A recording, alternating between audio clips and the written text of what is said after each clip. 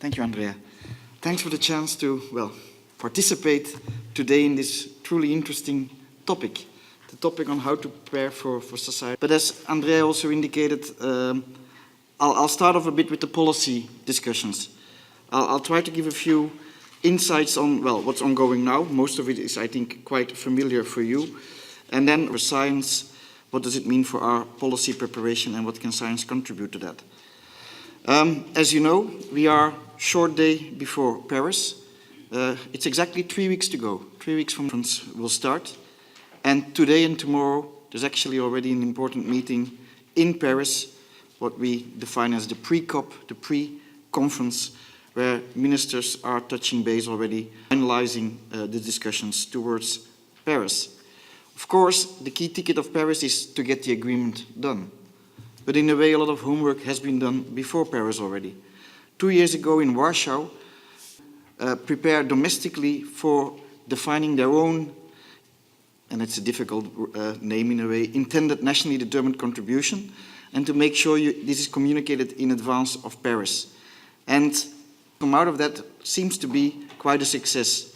Last week the counter was expecting still a few countries to come in, so we normally should end by Paris at a level beyond 90% of global emissions.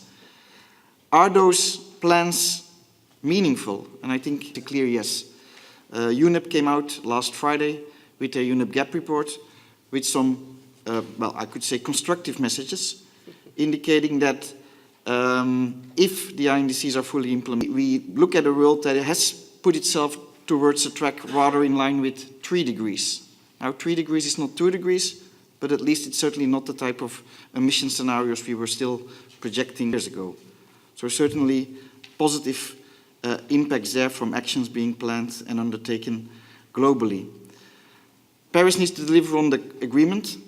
It has to be fair binding, but we need to cater for the process of transformation. And as I indicated, the INDCs themselves are meaningful, make a big difference, but they will need to be upscaled over time. And that's part, of transformation in policy. The agreement can cater for that transformation over time. The EU is a strong demandeur in Paris to make sure that dynamism is integrated into the agreement. The idea of periodical 5-yearly ambition over time. The need to have transparency and accountability so we can understand how parties are implementing what they said they would implement. To create trust and to create understanding and learning from each other, information can be handled. After Paris, which is very soon. After Paris, the work continues. INDCs will have to be implemented. This is the case for Europe, all our partners globally. Science will need to help to that, and science will need to see or advise where more progress can be made, where ambition can be increased, and that will have to feed into this periodical cycle of review. In the EU, how have we been preparing policies? The EU, in a way, I do dare to say sometimes is an example of how a diversified region with very substantial differences between countries can prepare for policy. If you look at the EU cycle of policy on climate change, it is not something you do quickly. We started already before Warsaw to prepare for our longer term. In 2008, we were the first major economy to look at an integrated way at climate and energy policies with our 2020 climate change and energy framework. In 2011 already, we started discussing 2050 of roadmaps looking at low carbon energy and transport, and started a societal debate on how to go to a low carbon economy in the longer term. We invited to develop themselves these kinds of pathways, and that has been quite a success with numerous member states and stakeholders looking at the future. In 2013, the Commission started a public consultation on the key elements of a 2030 framework. A year later, we came forward with a proposal that was accepted politically in Council and Parliament, and we're in the process of implementing. We already proposed during this year the revision for the emission trading system. Next year, we will follow with legal proposals on the effort sharing decision, which defines the national reduction target for sectors outside of the ETS. and that will also include how to incorporate land use now into the legal framework in the EU. But in the meantime, 2015 has been a very important year on energy policy, Commission coming forward with the Energy Union. The need to look at an integrated way at energy, not only from a climate perspective, but also energy security and competitiveness. The energy security, fully integrated internal energy market, energy efficiency, contributing to the moderation of demand, decarbonizing of the economy, and finally research, innovation and competitiveness. I think look at, well, a multidisciplinary way at energy is a good example on the way forward. Science contributes to this.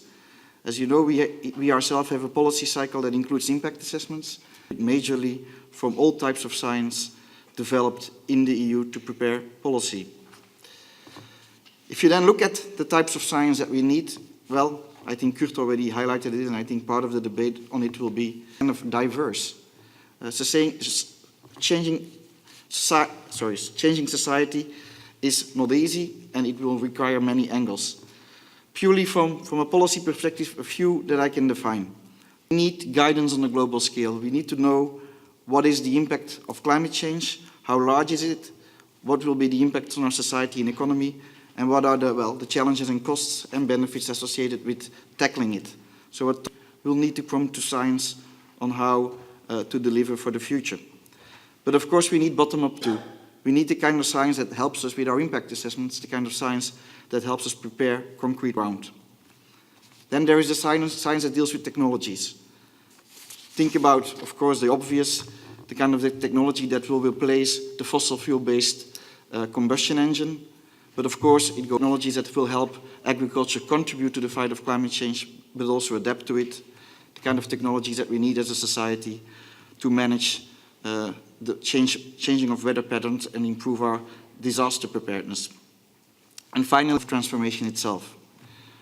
Think about things like behavioral science, how to change consumer and producers' attitudes, how to ensure that transformation within sectors impacting the labor force. So science, to be honest, that will need to help us in transformation will need to be broad, and it will go from earth to life sciences to applied sciences and social sciences. It's a massive task ahead, and I do welcome the initiative by the EU that underlines the need for streamlining within the EU budget of 35% of the budget towards climate-related initiatives.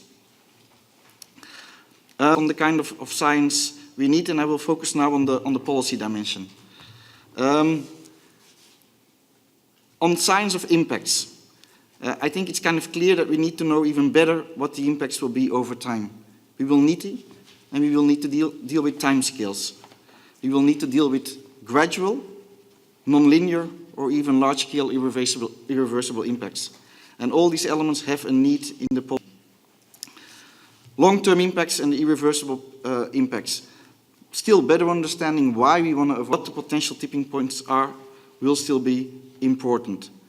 Dealing with non-linear change will be something we will need to prepare for over time. And while it's not fully comparable, the migration crisis we have right now in Europe can be an example of such need sometimes to deal with non-linear change. Finally, preparing within our policy cycle in the short term for the mid to long term. Science can contribute to the adaptation planning in local government level. Mitigation. Again, within the EU we have started the preparation for 2050. As I indicated already in 2011, we came forward with the 2050 roadmaps. But I think an interesting, the fifth assessment report from the IPCC is also the fact that they have put the policy boundary beyond 2050.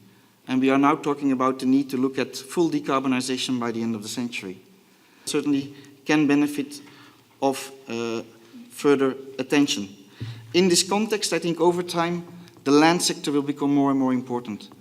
I think we see the avenues for the energy sector to decarbonize. Avenues have an impact on how we deal with land, how land itself can contribute, and how agriculture that makes use of land, again, can contribute to the fight against climate change, but also adapt to any remaining climate change. The midterm, bridging scenarios, bridging pathways at a global scale. How can we upscale action and how can we deal with the associated fast transformation? Fast transformation can happen, and sometimes I want to give positive examples of what we're doing. I think if you would have said 10 years ago where the power sector would be today in Europe, you would probably have said, ooh, that will be difficult. We have achieved much faster, to some extent, the ongoing transformation in the power sector as expected. That actually has raised a lot of policy questions where science again can contribute. And I think it's quite interesting to see the internal energy market, how to best structure that to ensure that it can deal with an increased uptake of renewables. On the short term, as I said, further in the EU, the INDC means implementing the climate change and energy framework for 2030. From our side, as I said, we will propose next year the targets for the effort sharing decision and the integration of the land use. Indicated, you have already a very interesting set of other policy initiatives that will contribute under the Energy Union. Think about the internal energy market, the Renewables Directive, the Energy Efficiency Directive, how to ensure they coherently contribute to long-term goals. Another question that I have is, if we want to prepare for transformation after 2030, what can be done before 2030? And I think the key to develop some technologies. I guess that we will need to find answers on what technology in the end will be the one that drives, for instance, decarbonisation in the transport sector, how to ensure that the seeds are out there before 2030 so that we can have a full rollout after 2030. And I think that's kind of the questions that will be discussed today. Transformation will need continuous effort. The continuous effort will need to come from the policy side. It will not be one. We will need to, well, increase ambition and adapt over time our policies to make sure the focus remains. And science will have to contribute to that on its path. So, as a conclusion, I'm looking forward. I'll be able to stay to lunchtime, but certainly colleagues of mine will join in the afternoon. And I'm very curious to hear how stakeholders at large think science can contribute to that transformation. Thank you.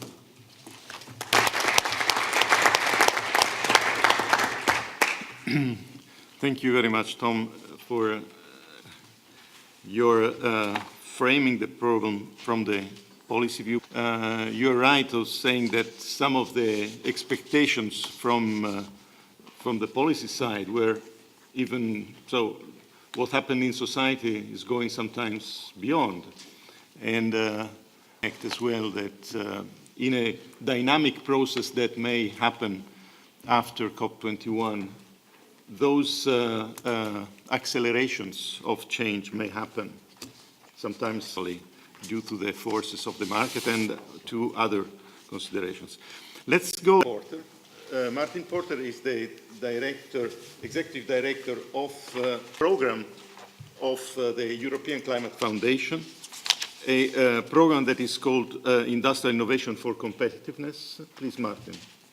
Thank you, Andrea, and thank you for the opportunity. Yeah.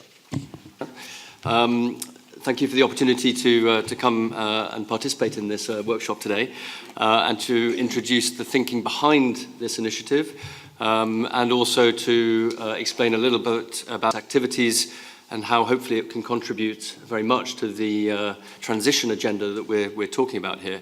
I hope also by way of introduction to it, through its acronym, you can see embedded in it a degree of optimism that we can achieve this, and our determination, hopefully, to contribute to it.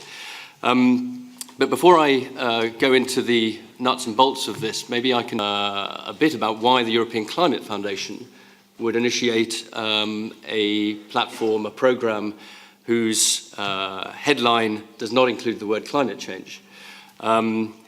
Indeed, is an obliqueness which is deliberate, if counterintuitive, and derives from our observation that despite all of the economic evidence that Kurt referred to, so the studies like the New Climate Accord she mentioned, the perception that the transition is costly and has a negative impact on competitiveness is persistent and, of course, has a very detrimental impact on the perception of the general public. So where there are instances where that argument does have merit, they are sometimes out of proportion to the arguments that support it. But we need to recognize that in a process of disruptive transition, there are, of course, not just winners, but there are losers. And we need to incorporate that into our agenda and find a common agenda that embraces those who are participating in this together.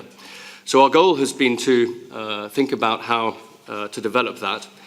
In addition to all of the activities that many of us are engaged in, which tackle the decarbonisation head-on, our intention is that we mainstream and internalise the 2-degree objective in this programme and embed it deeply within our thinking to the extent that it becomes part and parcel of the macroeconomic agenda and in particular an industrial political economy agenda. And to the extent that we are able to help do that, we hope that this will mean that the question ceases to become, but exactly as you have indicated before, how best to succeed in the transition itself. And a key element of this thinking is, of course, the role that in that process.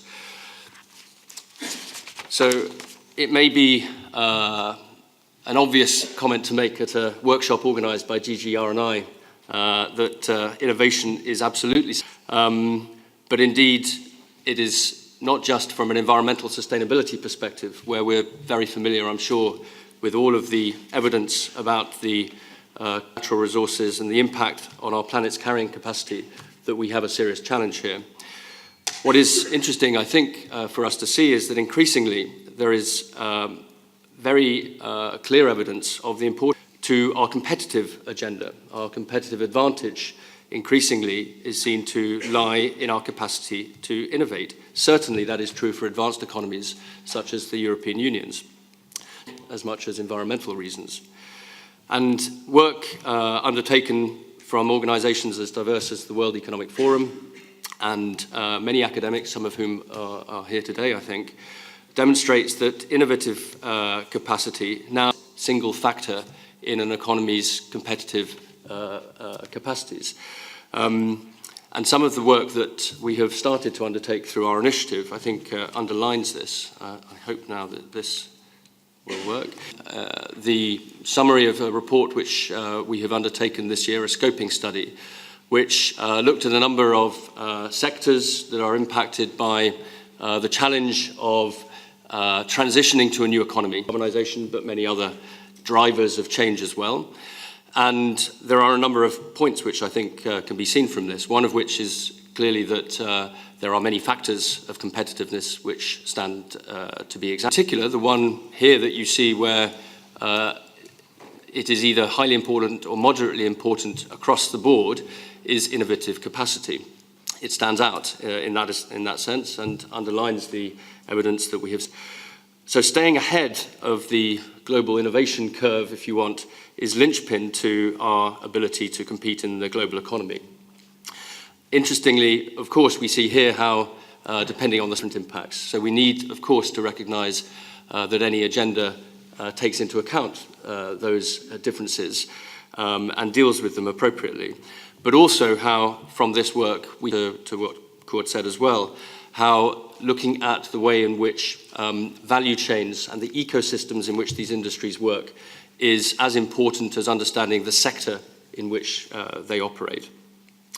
And the uncertainty with which we are dealing in terms of this transition means that adaptive capacity is absolutely critical for our ability to respond well to unpredictable, non-linear events. It's clearly a central part of our agenda here, and it is so not just for environmental, but for economic reasons. So with this starting point and hypothesis in mind, the European Climate began an initiative which identified or worked on the basis of a number of common frustrations, common to those working on the environmental agenda and those working from an industrial business perspective. We identified a number of drivers of change and indeed bottlenecks to change, amongst which were that despite the work by some parts of the European Commission and other governments, there is still insufficient confidence in the EU having a strategic view and vision of how their industries can thrive in this transition agenda. Not least because there are at times inconsistent or conflicting which are adopted. This is, of course, not a problem unique to the European Union, but unless we address it in the European Union, of course, we won't make progress on it here either. But at the same time, there is a resurgence of industrial policy in Europe. Certainly evident from the last European Commission, where the Industrial Renaissance agenda and the 20% target for reindustrialization was established, even if there are flaws and inconsistencies built into it. It is clear that there are other similar initiatives now underway in different countries, in Germany, in France, the UK, to name but three. And clearly this is a priority for jobs and growth within the current Commission. So we need, we believe, to have a compelling and clear strategy that integrates industry into this sustainability transition agenda and overcomes what continues to be a degree of mistrust or distrust between some of the key parties involved. And we believe that what is key for that is to have an arena which helps facilitate discussions on some of these issues, so that when they become more pertinent to the political agenda, they have had a greater chance of being addressed and can be internalized in the discussion more successfully. Up essentially a multi-stakeholder forum to investigate, provide evidence and research, which we hope will inform this type of transition agenda. So the way we have I too foresee is, I hope, a reflection of the type of co-creation and co-development of an agenda which Kurt also mentioned. It's intended to be a combination of a forum for discussion between relevant interests and an instigator and a synthesizer of research, and indeed, hopefully, a thought leader in the development of both public and indeed private policy on these issues. And key to this, the process is as important as the product. It's essential that we undertake this type of work with the full involvement of the different social partners, businesses, cities, financiers, public policy, in order for it to have a chance of really succeeding and making an impact in the public policy arena in which it works. So it is based in Brussels, but it's beginning already to run a number of research activities and workshops, which include all of the representatives I've mentioned before, academics, think tanks, established industrial companies, but also new entrants, disruptive new entrants indeed, employee representatives, and so on and so on. That in partnership with the OECD, who have a track record in this area of work, which I'm sure many of you are familiar with, and an expertise we hope to be able to apply to this as well. We hope, taken forward as strongly as possible, we've developed a high-level group of advisors, much like the European Commission obviously also has a tendency to do, which include former commissioners such as Pascal Lamy and industrial leaders such as the co-chair of Lafarge-Holcim, Bruno Lafont, and Beata Stelmach, CEO of GE in Poland and the Baltics, and academics from Professor Dennis Snower, and indeed the Finnish Innovation Fund, Mikko Kosonen, and indeed Bernadette Segol, the former Secretary General of the European Trade Union Confederation. So we're trying to keep it as broadly based and representative as possible. So our intention is to ensure our work is systematically co-developed with their input and those of other experts, and iterated throughout with policymakers here in Brussels, but also at national. And we believe, though it's early days, we've got off to a good start, and indeed have some interesting research programs which are starting to bear fruit already. Let me turn to just a couple of those. The first is where the role of language in our work is extremely important, and we're seeking to define a common language and use the terms which are key to this agenda in a thematic way. And indeed, in doing this, we've drawn on academic expertise that is very closely working on transition pathways, innovation and industrial policy. And it's clear that we need, as a group, to change the language that we have become familiar with and update it, and to make sure it reflects the current reality of the economic and industrial and political arenas that we're working in. So we see here a number of instances in which we believe to evolve.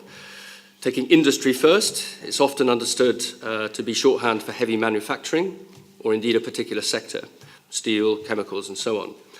But in fact, whilst sometimes that may be true, the goods and services is now so blurred, and industrial players often do both manufacturing and provide services, that the scale of their activities and describing them as simply manufacturing or heavy industrial.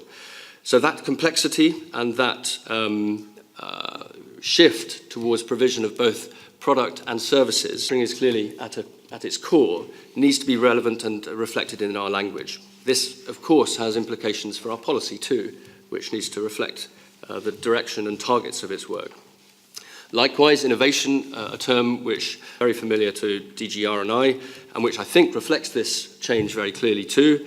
If it was once very technology focused, and the thinking behind it was that the market would provide the hidden hand to drive. It is now very clear that innovation has to be considered in broader so-called socio-technical terms, and clearly involves more than technology innovation. It requires a change of mindset, business processes, in addition to technology change. And from a policy perspective, again reflected by the approach of the Commission's Horizon 2020, it needs to be challenge-led, and for the entrepreneurial state is to provide those challenges. And lastly, obviously with the debate on competitiveness front and centre for all of us, and particularly on climate change issues, which are often dominated short-term and frequently energy costs, it's clear that innovation is one amongst other factors, but a growing and important one. And unless we factor the central competitiveness agenda, we are missing some of the competitiveness agenda's merit. And indeed, we need to find a way of integrating it such that it is indeed consistent with our long-term sustainability transition. So our goal is to make sure that we are using these terms in this way, and we're sharing and socializing those, and reflecting this evolution, which we think is simply updating to the present day and the future, rather than reflecting through in the past. So just what that would mean from our approach to industrial policy, which again we believe could be updated and indeed modernized. There are implications that are very important from those initial understandings. And again, we've worked here with leading academics and policy thinkers, some of whom are in the room here today.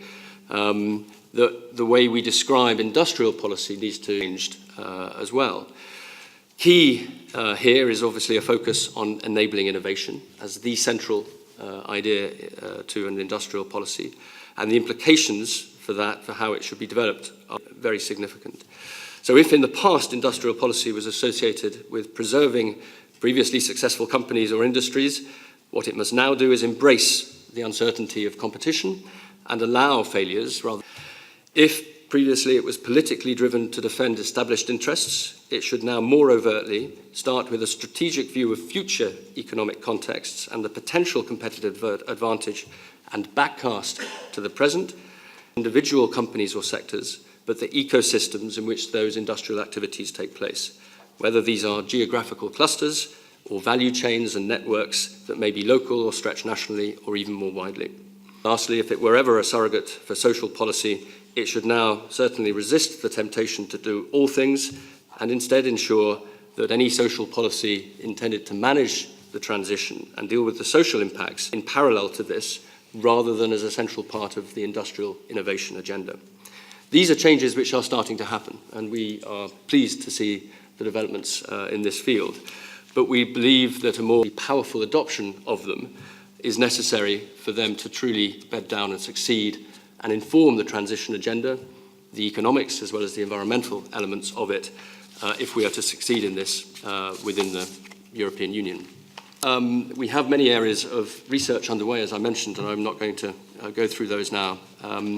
But rather than looking at those in detail, thinking about the bigger picture and just some of the things which were mentioned by my two previous, the role of industrial strategy and innovation in particular to promote and foster this transition clearly needs to be considered in the context of these bigger dynamics and changes taking. The decarbonisation process is, of course, a major driver of change, as well as a policy objective.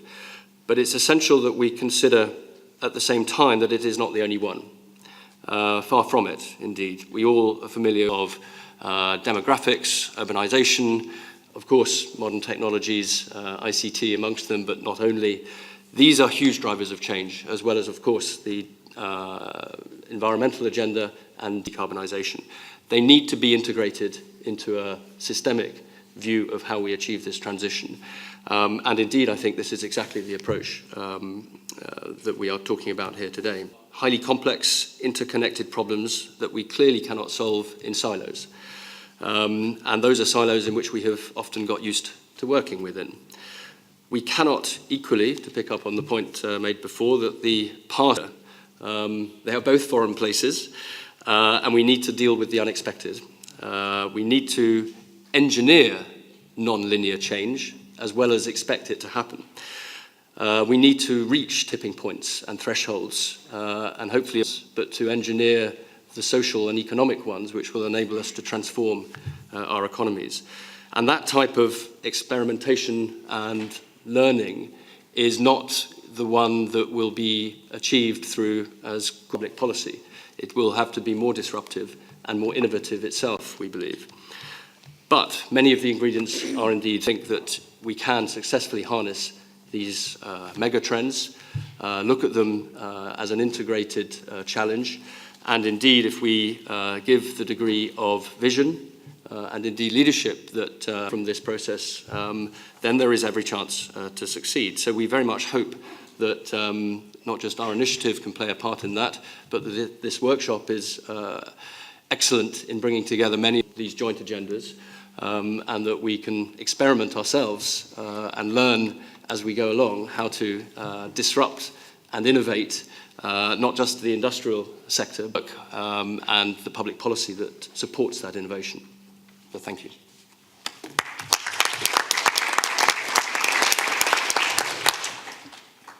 Thank you very much, Mark. Definitely, I think that we are out of the comfort zone.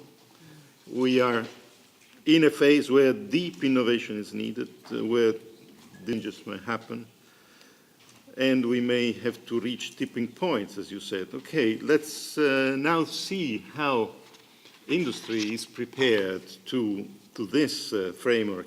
Having with us Gail Whiteman, who is director of the Pentland Center for Sustainability in Business at Lancaster University. She is as well professor in residence at the World Business Council. Of course, the WBCSD is a group of concerned industries, but represent the top, those which are maybe leading this transition. Please go on.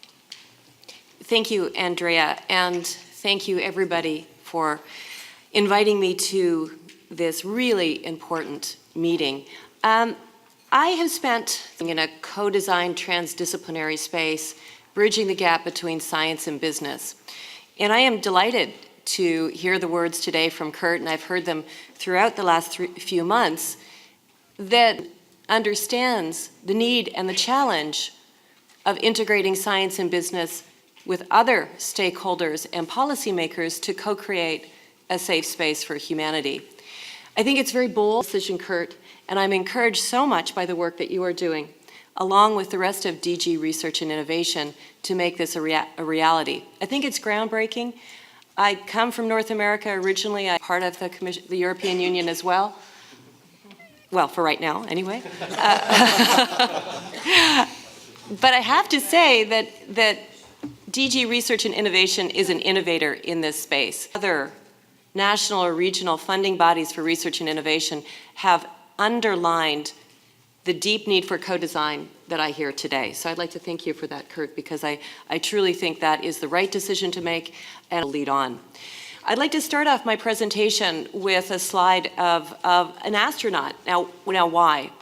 Well, for starters, I'm reading Chris Hadfield's book on life lessons from an astronaut for planet. Hadfield, some of you may know, is the Canadian astronaut that leaped to social media fame when he sang the David Bowie song on the space station. And he is a master at not only space travel, but a popular imagination on how do we make change. The second reason that I'd like to put on a slide of an astronaut with an American flag in this picture is that we have to remind ourselves, if he decides that they want to do the impossible, they can do it. And research and innovation has an incredibly powerful and essential role to play in that journey.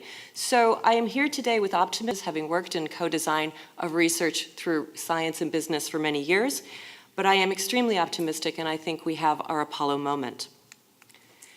Global challenges are big. I'm not going to go through the science, many of you. I'm a social scientist, not a climate scientist from the natural sciences. But I have to say that business has a key role to play. And unlike perhaps 30 years ago, when business very much was focused on its own bottom line, we've seen a major transition in the last 10 to 15 years where companies around the world see themselves as major actors in global challenges. Certainly companies have been part of the problem, and increasingly can be an important part of the solution. Now, I wear two hats. I am a scientist. I'm still an active researcher in publishing in top journals, both in the environmental field, say Nature, or in the Academy of Management. But you know, I also wear a hat of the World Business Council for Sustainable Development, and I have the delight to be the professor in residence there. Now, how did that start? Well, it started when the president was coming in to take over the leadership of WBCSD, which had been around since the transport company, and he was always known as a very action-oriented CEO.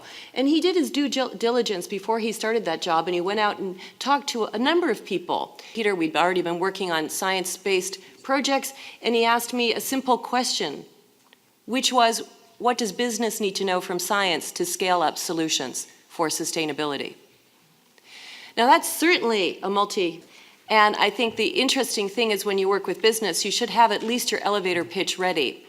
I answered that question by saying, I think science, Earth system science can help. I showed him an image of the Planetary Boundaries Framework for 26, 27 other international scientists and said, Peter, these are the key ecological processes that govern the safe space for humanity. In a sense, these are the KPIs for the planet. We need to know a lot more from science, bring them in. So we did. So the 3 years from when Peter started at 2012 in January until today, we've been active lines in science to talk to our top executives. The World Business Council for Sustainable Development is a membership-led organization. CEO, we have approximately 200 CEOs from multinational corporations around the world who are our members. Many of them are progressive companies, increasingly so. Certainly others have some challenges, one of our members. Might as well put it on the table. Many of you know that anyway. These groups, however, represent, if combined annual revenue, 10% of global GDP. So they're a force for change, for dealing with global challenges. And under Peter Bacher's leadership, I think we've come a long way to developing a collective strategy for business action, as opposed to simply talking. World Business Council had done very successfully in the past, increasing awareness. Now we're really talking about strategic action. And what does it look like? Well, Vision 2050, we know 9 billion people, perhaps well within the limits of our planet by mid-century. We have changed that to the boundaries of our planet. We know that limits are one thing, boundaries I think are a more comprehensive and science-based statement. But we've gone more than just give the big picture, because it's too difficult to say, how do you live well 9, 10 billion by 2050? And ambitiously, we launched last year something called Action 2020, deep engagement with natural and social science. We went to about 800 scientists globally and said, where does the world need to be in 2020? Where are the key priorities from the best of your knowledge? Now, that was difficult for the scientific community to come up with because, for example, uncertainties are rampant. And scientists also do not always like to say, here is our best guess. They prefer a much different kind of But with much encouragement and much debate, I have to emphasize, We came up with 9 priority areas that our companies then developed strategies for action underneath. Clearly, one of the areas that need a lot of attention, and I'll go into that more deeply in a moment. But nutrient elements, issues of nitrogen and phosphorus at a planetary level are huge, and our companies were individually perhaps looking at the planetary boundaries framework into the World Business Council. We were not collectively developing strategy at all on this. We also looked at the issue of ecosystems, whether that's land and water, trying to look at how do we actually deal with that in a sustainable way. Substances, certainly whether that's some nanotechnologies or chemical pollution, we know we need to deal with that too. And then there's the crossover social issues that affect all of these, including water. Basic needs, and with that, skills and employment, certainly Southern Europe is a key area of priority for our companies. And ultimately, trying to come up with sustainable lifestyles.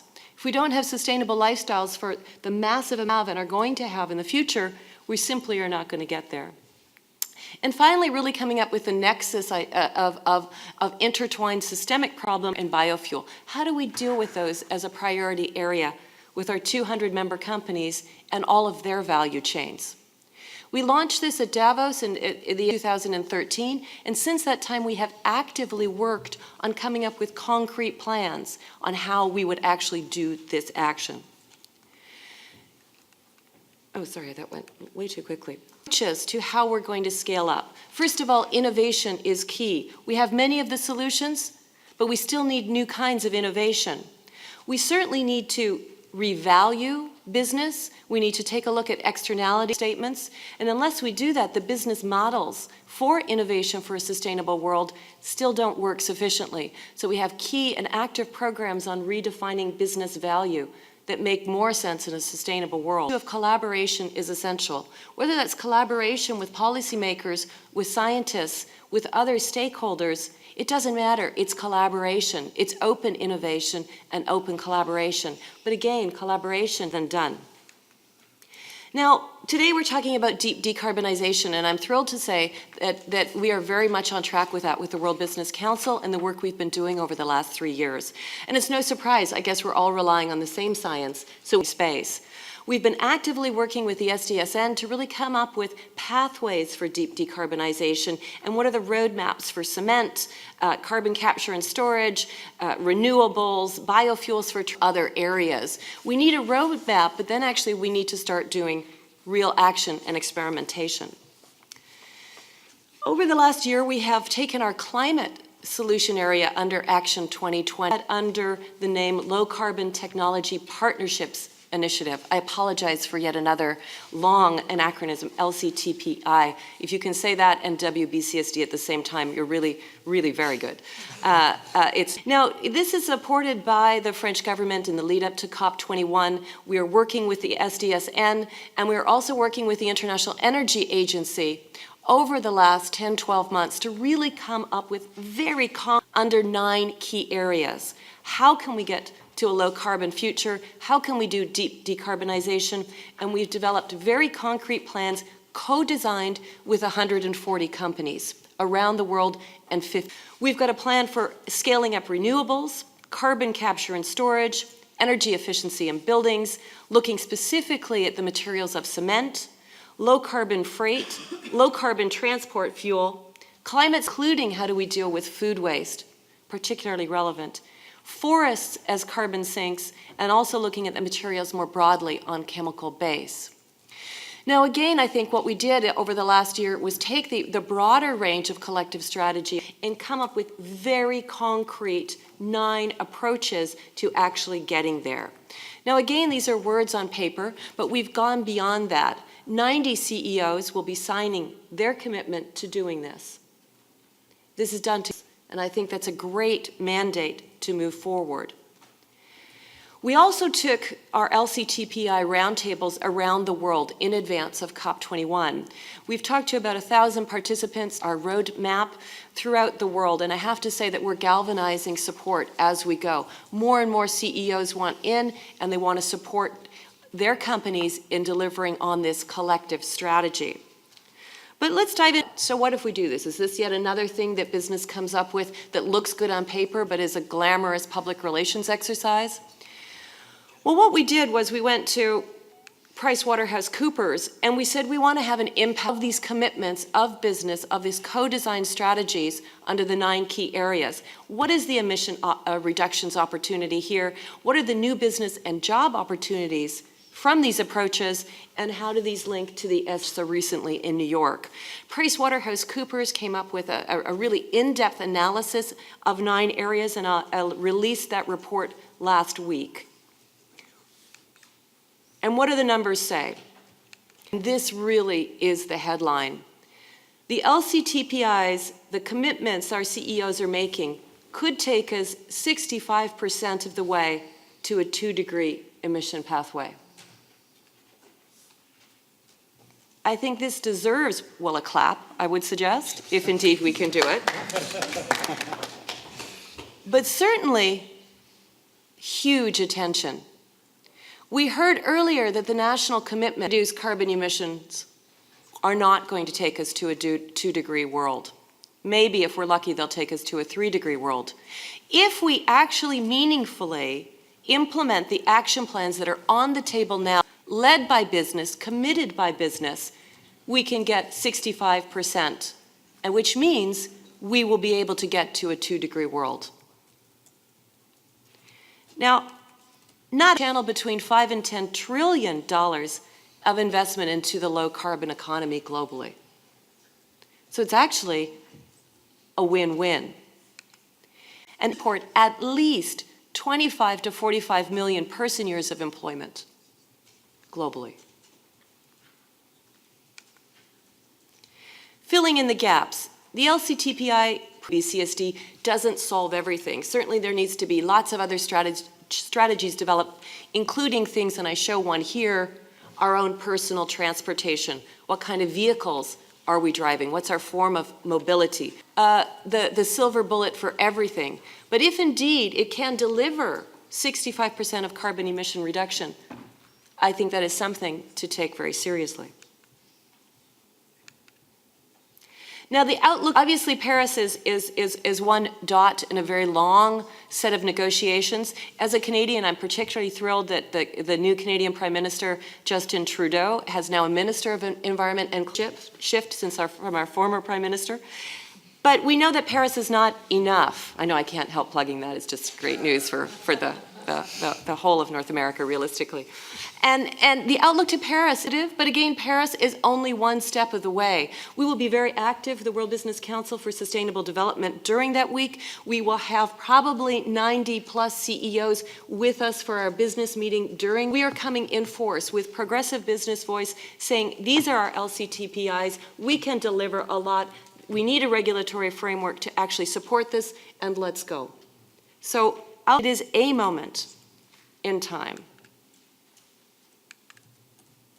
And again, we are supported formally by the French government, and we are in partnership with organizations like We Mean Business, spreading our word. But beyond Paris, I think this is the real link to today's meeting. We have action plans in 9 key areas, but we don't know actually if these experiments will work. They require co-design with scientific institutions and other actors to study the process of experimentation and learn about those action plans along the way. So this is where we are right now. I think that we have to look beyond Paris. I think the meeting today is a perfect example of this and dovetails nicely with all the work that we are doing. Close, well now I'm closed right out of the slideshow. I'd like to close with the plea that in order to actually develop our LCTPIs, in a meaningful way, research and innovation to support that journey. Thank you.